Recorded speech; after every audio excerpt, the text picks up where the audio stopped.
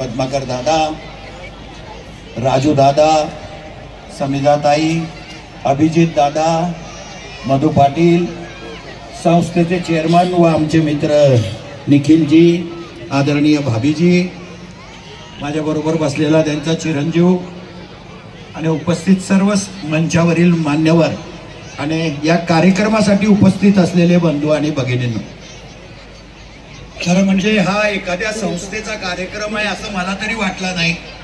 हा एका कुटुंबाचा कार्यक्रम आहे असं म्हणूनच निखिलजीने हा कार्यक्रम घडवून आणला.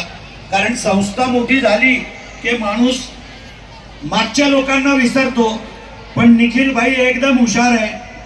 कारण आमच्यासारखा मटमुंग राहिला असता तर विसरून गेला असता, पण तो व्यापारी माणूस आहे, गुजराती माणूस आहे. त्याने पहिल्यापासून मदत करणाऱ्या प्रत्येक माणसाची आठवण ठेवली आणि सगळ्यांचा सत्कार केला. त्याबद्दल त्याला मनापासून धन्यवाद देतो.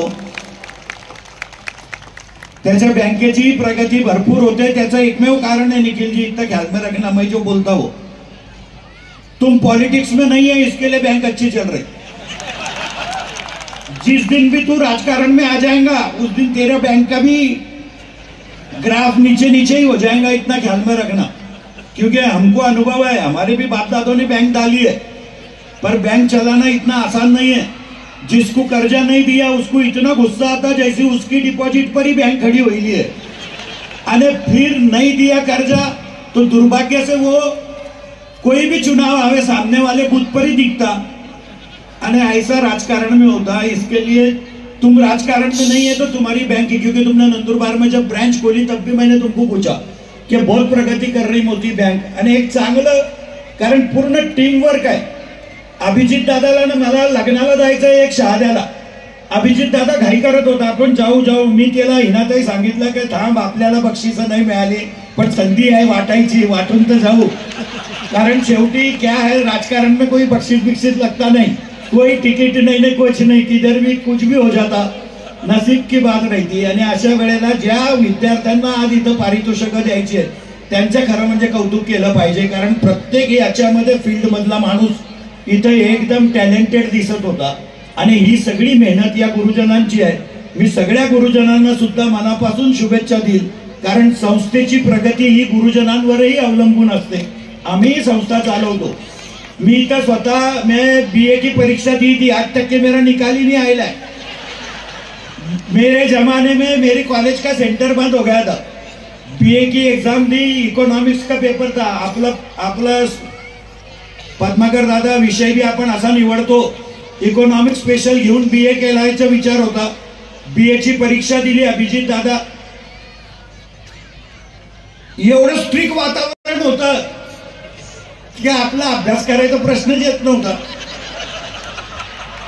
कारण आपल्याला असं वाटत होतं आपल्या बापाचं कॉलेज आहे, पण वातावरण एवढं खराब होतं की काहीच लिहिता येत नव्हतं. मग शेवटी मी फक्त एकच ओळ लिहिली, अर्थशास्त्र हे फार मोठे शास्त्र आहे, बस.